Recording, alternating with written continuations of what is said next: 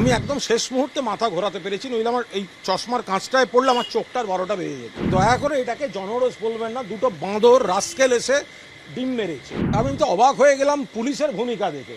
Police দাঁড়িয়ে দাঁড়িয়ে মজা দেখছিল। ডিমের বদলে যদি বোম ছোড়ে কি হবে, পালিয়ে যাবে, আমার ডেড বডি পড়ে থাকতো। আমি এমনি ডিম খেতে প্রচণ্ড ভালোবাসি, প্রবল ভালোবাসি। ডিমের প্রতি আমার একটা আকর্ষণ আছে। কুণাল ঘোষকে একসময় সামলাতে 150 পুলিশ সামলাতে পারতো না। এই দুটো কুকুর বেড়াল আমায় কি করবে?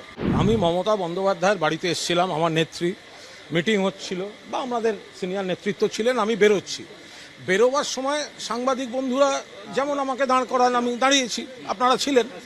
এবার আমি সেখানে দাঁড়িয়ে আপনাদের প্রশ্নের উত্তর দিচ্ছি। এবার আমার গোটা আমার আমার আমার আমার দৃষ্টিটা আপনাদের ক্যামেরায়, ফলে চারপাশের মুভমেন্ট আমি দেখতে পাচ্ছি না, এবং আমি নিরস্ত্র এবং হাঁটাহাঁটির মধ্যে নেই, দাঁড়িয়ে। তো সেটা ওদের টার্গেট সুবিধা হয়েছে। দুটি ছেলে ছিল, একটি ছেলে তাকে আইডেন্টিফাই করা গেছে, একটি ছেলে ডিম মারলো। আমি একদম শেষ মুহূর্তে মাথা ঘোরাতে পেরেছি, নইলে আমার এই চশমার কাঁচটায় পড়লে আমার চোখটার 12টা বেজে যেত। আমি জাস্ট মাথাটাকে শুধু শেষ মুহূর্তে একটা কিছু মুভমেন্ট দেখে, ওটা যেরকম একটা রিয়াকশান হয়, আমার মাথা ঘুরে গেছে এবং সেটা সঙ্গে সঙ্গে এখানে লেগেছে। कैसे हुआ? आप तो थे वहाँ पर। मैं यहाँ ममता दीदी का घर से निकल रहे थे, वो तो जेट कैटेगरी है, ममता दीदी जेट कैटेगरी। তো ওনার বাড়ির সামনে দাঁড়িয়ে যদি কেউ, দেখুন এটা তো কোনো, প্রথম কথায় দয়া করে এটাকে জনরোষ বলবেন না, দুটো বাঁদর রাস্কেল এসে ডিম মেরেছে। এই সংস্কৃতিটা बीजेपी আরে হ্যাঁ, ও তো ওরা জানে যে আমরা এখানে আছি। আরো অনেক সিনিয়র ছিলেন। এখন ও अगर सौगत राय, शोभनदेव चट्टोपाध्याय, कल्याण बनर्जी, मदन मित्र, विमान सीनियर लोग यहाँ पर थे, तो अगर कोई दूसरा सीनियर लोगों का ऊपर ये क्या हो रहा है? ममता दीदी का घर में तो कोई नहीं आएगा। ये क्या है? हम यहाँ से रास्ते से जा रहा है, हम यहाँ से निकल रहे हैं, और हम क्यों खड़ा हुआ?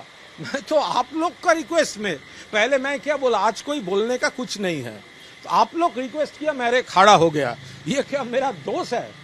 আপনারা দয়া করে এই জনরোষ আর বিক্ষোভ কথাটি বলবেন না।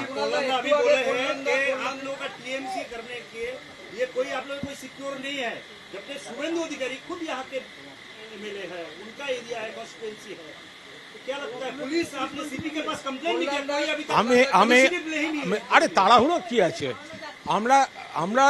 আমি কালীঘাট থানার ওসি এবং সিপিকে মেল পাঠিয়েছি, এবং তাতে এইসব করে যদি মনে হয় যে আমাকে ভয় দেখানো যাবে বা আমি তো অবাক হয়ে গেলাম পুলিশের ভূমিকা দেখে। পুলিশ দাঁড়িয়ে দাঁড়িয়ে মজা দেখছিল। ছেলেটি আরও ডিম মারার জন্য, এটা কাপুরুষতা। মানে একজনকে রাস্তায় রয়েছে দাঁড়িয়ে একা, সেখানে প্ল্যান করে দুটি ছেলে এসে একজন ডিমটা ছুঁড়ছে আর একজন ছবি তুলছে। তো এখানে ছবি তোলার কি আছে? आप क्या समझते हैं वो मेरा रिलेटिव है? तो कौन, मैं कैसे समझूंगा? हाँ, अरे बीजेपी ना হলে এটা করবে কে? তো বিজেপি তো বটেই। দেখুন, এটা জারি প্রয়োজনাতে হোক, এটা সারা বাংলায় যেখানেই হবে, সেটা তো মাননীয় মুখ্যমন্ত্রীকে দায়িত্ব নিতে হবে। এটা তার নির্বাচনী কেন্দ্র। তাহলে মুখ্যমন্ত্রীর কেন্দ্রে প্রাক্তন মুখ্যমন্ত্রীর বাড়ি, জেড ক্যাটাগরি যিনি সিকিউরিটি, তার বাড়ি, এখনো ছেলেগুলো দাঁড়িয়ে আছে। ওরা ডিম পাথর আছে, যদি এই কালচার হয়, আরে ডিমের বদলে যদি বোম ছোড়ে কি হবে, পালিয়ে যাবে, আমার ডেড বডি পড়ে থাকতো। পাথর মারলে কি হতো? Police didn't act. পুলিশ দাঁড়িয়ে দাঁড়িয়ে দেখলো, বলছি দেখুন ওই ছেলেটা করছে, পুলিশ তাকে ধরলো না। যে ছেলেটা ছবি তুলছে সামনে দিয়ে হেঁটে তারপর দৌড়ে পালিয়ে গেল, পুলিশ ধরলো না। পুলিশ দেখছে, তাতে কি আমাকে থামানো যাবে? আমি আবার এখান দিয়েই আমি এখন হেঁটে যাব। মারলে মারবে, মানুষ দেখবেন। কুণাল ঘোষ সেই জিনিস নয়। বিধায়ক, রাজ্যের মুখ্যমন্ত্রী এবং পুলিশ মন্ত্রী শুভেন্দু অধিকারীকে আপনি কি বার্তা দেবেন আমাদের মাধ্যমে এই ঘটনার পরে? আমি শুভেন্দু অধিকারী, তিনি এই এলাকার বিধায়ক এবং মুখ্যমন্ত্রী, তাকে বলবো এটা কোন সংস্কৃতি আপনার এই ক্যাডাররা এগুলো চালু করছে? মানুষ কি রাস্তায় বেরোবে না নাকি? মাননীয় মুখ্যমন্ত্রীর বাড়ি, সব থেকে এটা মাননীয় প্রাক্তন মুখ্যমন্ত্রীর বাড়ি, জেড ক্যাটাগরি।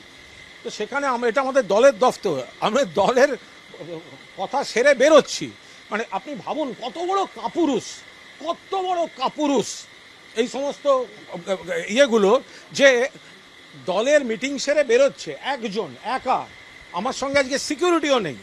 বিধায়ক হিসেবে আমি যে সিকিউরিটি পাই সেই সিকিউরিটিও আজকে আমি নিয়ে নিই, আমি একা ঘোরাঘুরি করি, আমার তো কোথাও প্রবলেম হয় না, আমার ভয়ও করে না। এখন যদি আপনি তো রাস্তায় জানেন না কোন কুকুর পাগলা কখন কে কামড়াতে আসে, তো সেইটার জন্য তো রাস্তায় হাঁটা বন্ধ করা যায় না। তো সুতরাং আমি হাঁটি, এবার আপনারাই আমাকে দাঁড় করিয়েছেন। আপনারা কি করে নিশ্চিত হচ্ছেন যে এই ছেলেটি বিজেপির কর্মী? তার অত কৈফিয়ত তো আমি দেবো না, আপনারা দেখুন না, শুধু কর্মী, তারপরে আর কি কি আছে সেগুলোও বেরোবে। ফলে আমরা এটা, এই গাড়ি আমার এখানে আনতে হবে না, আমি ওখান দিয়ে হেঁটে যাব। আমাকে কজন মারে, কতখানি মারে, আজকে যদি পাথর মারতো আমার এই চোখটা 12টা বাজতো। কারণ কি, কাঁচ আসছিল তো কাঁচের ওপর, আমি শেষ মুহূর্তে মাথাটা ঘোরাতে এখানে লেগেছে। আমি এমনি ডিম খেতে প্রচণ্ড ভালোবাসি, প্রবল ভালোবাসি, ডিমের প্রতি আমার একটা আকর্ষণ আছে। তো এখন আমি অমলেট, পোচ, সেদ্ধ আমি ডিম খাই। এখন সেটা নয় কেউ মেরে বীরত্ব দেখাতে গেছে, এসব জানোয়ার এইভাবে আমাকে থামাতে পারবে না। আমাকে রাস্তায় 100 ডিম মারবে, 1000 ডিম মারবে, গায়ে হাত দিয়ে মারবে, আমি কুণাল ঘোষ যেরম আছি এসব কুকুরের মতো পালাতে হবে। তো সামনে তো আর দাঁড়িয়ে থাকার, ওই দূর থেকে ছোঁড়া ছাড়া এসব বীরেরা কোথায় ছিল, তাও তো পালিয়ে গেল। আবার কয়েকটা দলবল নিয়ে দাঁড়িয়ে আছে, এবার হিন্দিতে বলছে। প্রথমে এখানে জিজ্ঞেস করেছে, ওখানে আমাদের ছেলেরা ছিল, জানালো ইহা পর কুণাল ঘোষ নিকল রহে হ্যাঁ। ওখান থেকে একটা কিছু এসছে, তারপর অ্যাটাক হয়েছে, তারপরে কোন হ্যাঁ প্রশ্ন এসছে, তারপরে এখান থেকে কে উত্তর দিয়েছে, তারপরে বলার পর আবার বলেছে আভি ভি ইয়ে আদমি আন্ডার মে হ্যাঁ। তা ওদেরকে বলেছে ওখানে থাকতে, আমাদের কাছে ছবি এসে গেছে কারা কারা আছে গুচ্ছ ডিম নিয়ে। তা আমি বললাম আমাকে কটা ডিম দাও না, আমি ওদিক থেকে মারলে আমিও 2টো ডিম মারি। কিন্তু এইসব করে থামানো যাবে না, এইসব বাঁদরামি মাননীয় মুখ্যমন্ত্রী সারা বাংলা এবং আপনার কেন্দ্র এগুলো প্রশ্রয় দেবেন না। আর এইসব এটা হয় না, এটা হতে পারে না। একটা লোক রাস্তায় নিরস্ত্র দাঁড়িয়ে সাংবাদিকদের সঙ্গে কথা বলছে, এদের সঙ্গে আমার কোনো শত্রুতা নেই, এখানে কোনো উত্তেজনা নেই, এর সঙ্গে জনরোষের কোনো সম্পর্ক নেই, অসভ্যতা করা এবং ভয় দেখানোর জন্য। এরপরে আমি যেখানে আছি আমাদের বিভিন্ন এলাকা থেকে, আমার এলাকা থেকে পরপর ছেলেরা ফোন করছে, দাদা সব আমরা এখানে আসছি। আমি প্রত্যেককে বারণ করেছি কেউ আসবে না। এখানকার ছেলেরা বলেছেন, সিনিয়র নেতারা ছিলেন, দাদা আমরা যাচ্ছি। আমি বলছি কেউ করবে না, কারণ এখানে যদি আমরা আবার ছেলে নিয়ে যাই, পুলিশ তো তখন আবার বিজেপির দলদাসের আচরণ করবে, আমাদের ছেলেগুলোকে কেস দিয়ে দেবে, তাদের বেল করতে আবার আমাদের আর এক সমস্যা হবে। ফলে আমি যাব, তারা যদি মারার হয়, ছবি তোলার হয় তুলবে, তাতে ওরা এইভাবে কণ্ঠরোধ করা যায়নি, এইভাবে কণ্ঠরোধ করা যায় না। আর কুণাল ঘোষকে গায়ে হাত দিয়ে মেরে, আরে কুণাল ঘোষকে একসময় সামলাতে 150 পুলিশ সামলাতে পারতো না। এই 2টো কুকুর বেড়াল আমায় কি করবে, এই 2টো কুকুর বেড়াল আমার কি করবে? আমি ওখান দিয়েই যাব, মারার হলে আপনাদের সামনে মারুক, আপনারা ছবি তুলুন, আমি মার খেতে যাচ্ছি, পাথর মারলে মারুক, বোম মারলে মারুক, ডেড বডি পড়ে থাকবে, কিন্তু আমি ওইখান দিয়েই যাব, তারপর যা হবার হবে।